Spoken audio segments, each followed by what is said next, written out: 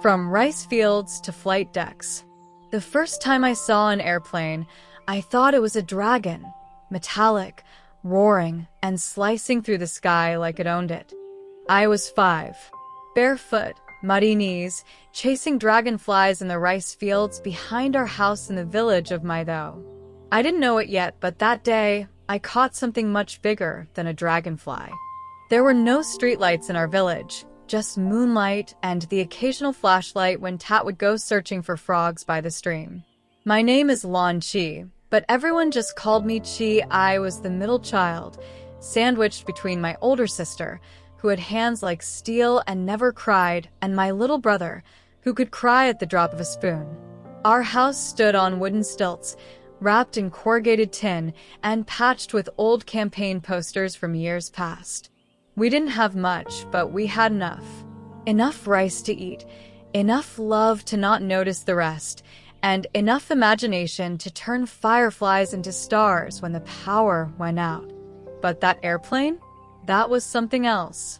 It thundered above like a god, and for days after, I would lie in the grass and wait for it to come back. I didn't know what it was called. I didn't even know people could get inside it. I asked Ma once, "Ma, what's that thing that flies above us and roars like a lion?" She chuckled. "Mai Bay, Khan. That's how rich people travel." I didn't know anyone rich, but I decided then I'd be the first in our family to ride a Mai Bay. My childhood was sticky and loud, mosquitoes and mangoes, dirt roads and dragon dances.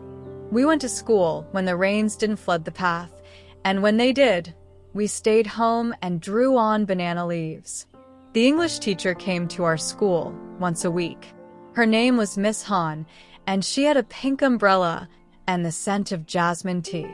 She wore high heels that sank into the dirt when she walked, and she taught us words like apple and thank you and dog. One day, she pointed at me and said, "Say hello." I stared blankly. She repeated, slower, "Hello." I blinked. "Try it, Chi," she said gently. I whispered, "Hararo?" She smiled like I'd just solved world peace. Very good. It was the first time English made me feel powerful, like I could reach something beyond the rice fields. They say when a dream is big enough, even a whisper can sound like thunder. Mine started with a whisper, "Hello." And I didn't know it then, but I was already running barefoot towards something far bigger than my village. Fast forward to when I turned 16. My sister was already working in Saigon cleaning hotel rooms. My little brother, Tin, was old enough to start helping Ba in the fields. And me? I was spending nights in the back of our house with a worn-out English dictionary I borrowed from our neighbor's cousin, who went to college in Kentho. I didn't have anyone to practice with, so I practiced with frogs. Literally. I'd sit near the pond and whisper words into the night. Sky, dream, cloud, airplane, and sometimes, Hararo. I'm Chi, thank you. Welcome aboard. Ma thought I was losing it. "Why do you keep talking to yourself, Khan?" she'd ask. "I'm not. I'm talking to the future." She'd just shake her head and go back to shelling peanuts. We didn't have internet. We didn't even have consistent electricity. But I had this deep, buzzing thing in my chest, like the hum of an engine. I wanted to see the world, or at least I wanted to see outside of Maidho. The turning point came when my cousin Dian, who had just gotten a job at Tan Son Not Airport as a cleaner, came to visit. She brought photos. She showed me one with a woman in a sleek blue uniform, red lipstick, hair in a perfect bun. "She's a flight attendant," Dian said. I stared at the photo like it was a window to another life. What does she do? She travels, smiles, speaks English, makes announcements on the plane, serves food. My heart raced. She flies? Dian nodded. Every week. And that was it. I didn't want to just fly. I wanted to work in the sky. To walk down the aisle of a Mai Bay and say, "Welcome aboard." So I made a decision. I'd finish school. I'd learn English properly, and I'd get into flight school, even if I had to climb over 100 fences to get there. I sold mangoes with Ma at the wet market and saved every spare dong. I cleaned classrooms after hours for extra coins. I listened to bootleg cassette tapes of English phrases until the batteries died. I wrote down every single word I didn't understand and looked it up the next day. People always say, follow your dreams. But they never tell you that dreams have sharp edges. That chasing them might mean scraping your knees, your pride, even your soul. And at 16, I was bleeding in every way but still running. By 17, I had applied to a small aviation training school in Ho Chi Minh City. The only problem? The tuition was more than my family made in a year. But I didn't let that stop me. I walked into the school's front office, hands trembling, and said in broken English, I want to learn. I don't have money, but I can work. The receptionist blinked, then slowly smiled. Wait here. 10 minutes later, the director came out. A tall, kind-eyed woman named Ms. Lean. She asked me a few questions in Vietnamese, then handed me a form. We have a scholarship for students who show determination. You'll have to pass an entrance interview in English. I nodded, heart in my throat. I had 1 month to prepare. I didn't sleep. I studied while walking to school. I practiced with Tin, who laughed at my weird pronunciations. I listened to English songs on old radio stations and tried to mimic every line. I begged Miss Han to tutor me after school, for free. She agreed. The night before the interview, I stared at the sky from our porch. Mai Bay, I whispered. Tomorrow, I will take my first step inside you. Tin, who had crept up behind me, snorted. That sounds weird.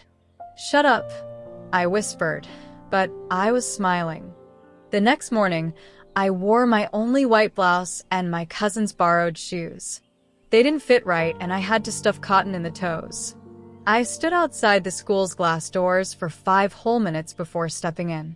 Everything smelled like perfume and ambition. The interview room was small.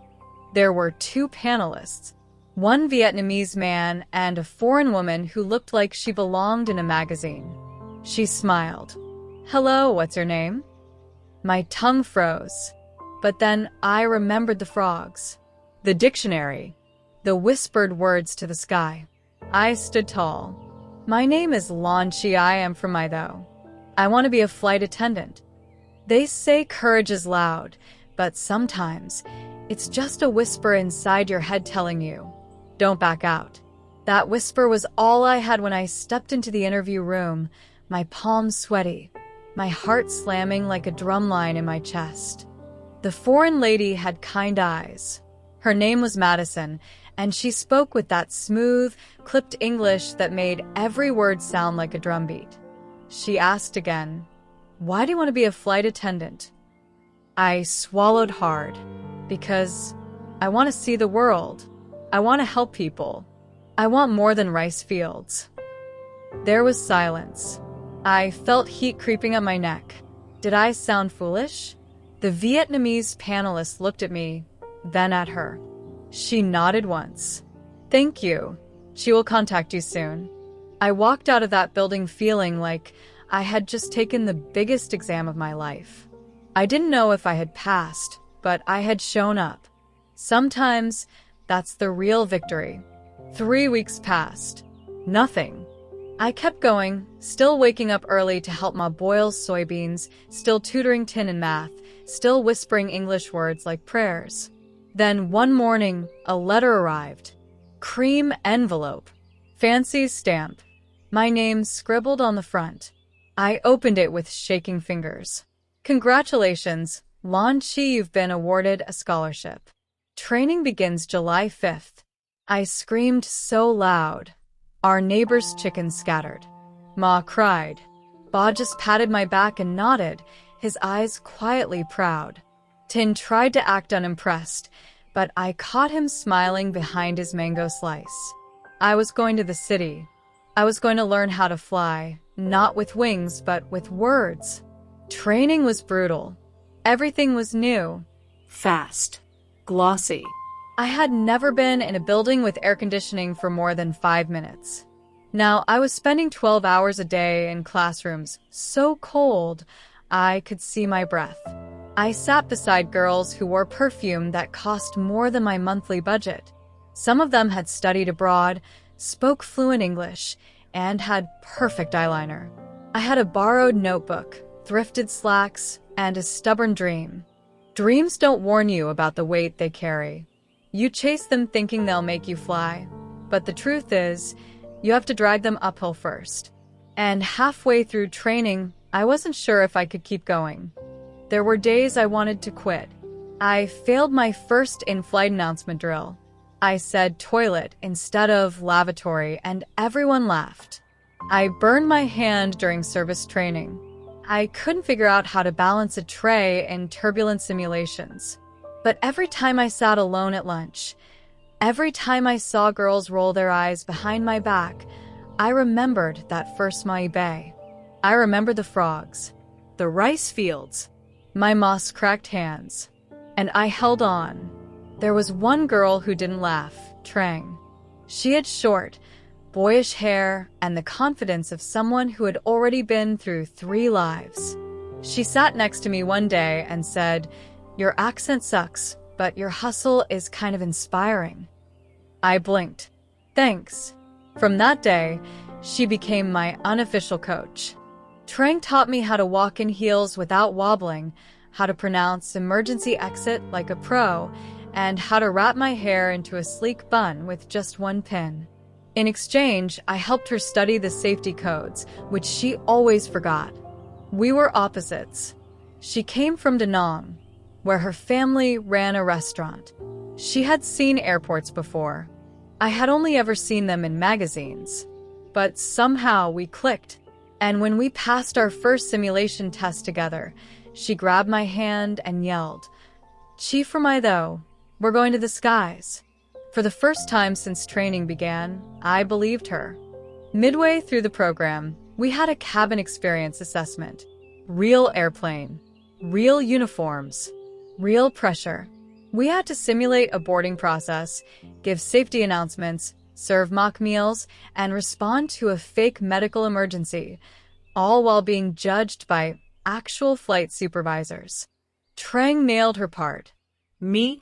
I stumbled over the phrase, "in the event of a sudden cabin pressure loss," and tripped while offering orange juice to a passenger. I thought I'd failed for sure. But Madison, the same woman from the interview panel, pulled me aside afterward. "Chi," she said, "you're raw, but you're real. Don't lose that."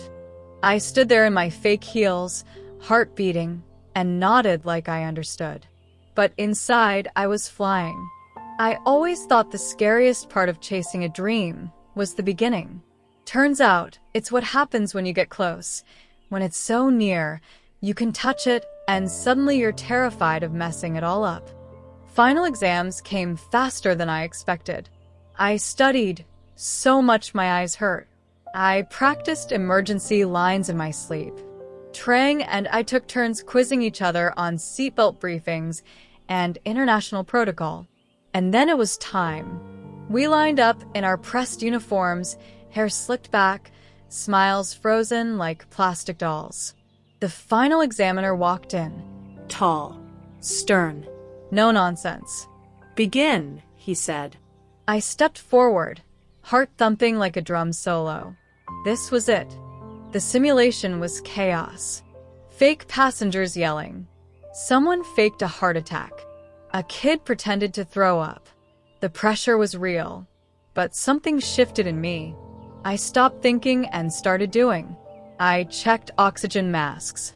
I comforted the fake mother with the fake crying baby. I delivered the brace for impact message with the calmness of someone who had done it 1,000 times.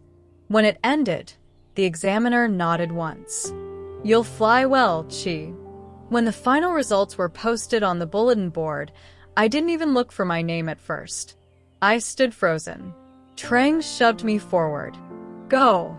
There it was. Lan Chi Pass. I cried. Like, ugly cried. Trang held me and whispered, "You're not in the fields anymore, girl." And she was right. A week later, I called Ma from a public phone. "I did it," I said. Silence. Then her voice, thick with tears. "I always knew you would, Khan." I just didn't know how. I pressed the phone to my cheek, wishing I could bottle that moment and carry it with me forever. My first assignment came a month later, a domestic route from Ho Chi Minh City to Da Nang. Trang and I were both picked. I remember standing in the crew room, in full uniform, staring at my reflection. Same girl, different world. Everyone thinks the moment your dream comes true, there's confetti, music, fireworks. But sometimes, it's just a quiet breath, a shaky smile, and the sudden realization that you're not pretending anymore. The first time I walked down the aisle of a real plane in uniform, the overhead bins were still open, and passengers hadn't even boarded yet. But I ran my hand along the back of each seat like it was sacred. Vietnam Airlines Flight 1854, Saigon to Da Nang. I wasn't just flying, I was part of the flight. This machine that once roared above my village was now under my feet. Trang winked as she passed by with the pre-departure checklist. "You look like you're about to cry." I was. But it wasn't sadness. It was that feeling when your dream stops being a goal and starts being your life. We took off into a sky so blue, it looked painted.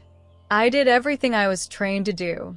Demonstrated seatbelts, secured cabins, helped an old lady stow her bag, calmed a baby with a biscuit. But halfway through the flight, something small and unforgettable happened. A little girl in 12B was staring at me like I had wings. She whispered something to her mom, then turned back to me and said in soft Vietnamese, "Chi oi, are you a princess?" I blinked. "What?" She pointed to my uniform. "You look like the ones in the movies." I knelt beside her seat and said, "No, I'm a flight attendant." She tilted her head. "What's that?" I smiled. "I help people fly." Her eyes lit up like fireworks. And just like that, I became someone else's Mai Bay in the sky. A few months into flying, I got promoted to international routes.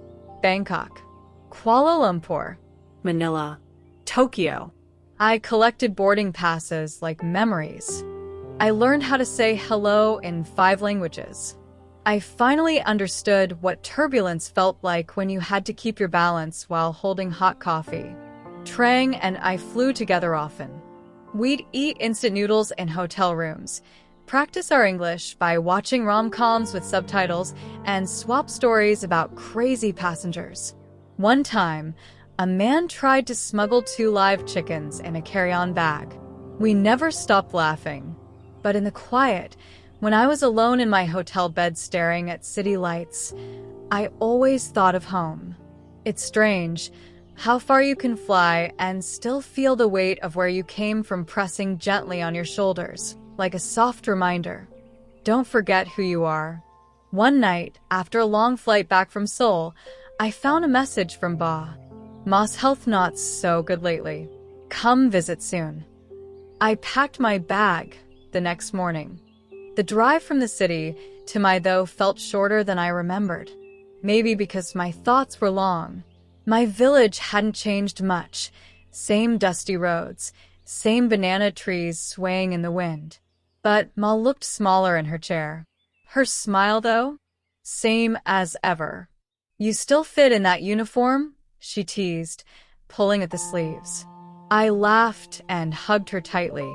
"I brought something," I said, reaching into my bag. It was a Vietnam Airlines model plane, just like the one I had seen in that magazine all those years ago. Except this one had a nameplate on the base. Lan Chi, cabin crew. Ma touched it gently. "You became what you dreamed." I nodded. "I'm still dreaming." We spent the weekend like old times. Me helping her cook, Ba fixing the fan, Tin playing guitar in the corner. Except this time, when the planes passed above us, I didn't look up in envy. I looked up and whispered, "See you soon." Months passed. I flew more than ever. One night, I stood on the tarmac in Japan, staring up at a jet under moonlight, and thought, this is my life now. I'd gone from barefoot in the fields to jet setting through international terminals. And yet, the best moment came not on a plane, but on the ground. It was Children's Day in Saigon, and our airline hosted a career event for kids from rural schools. I volunteered. There I stood, in full uniform, in front of a group of wide-eyed children, most of them from provinces I had never even visited. And I told them my story About frogs. about books, about borrowed dreams and whispered English words, about how the sky doesn't care where you're from. It only asks that you rise.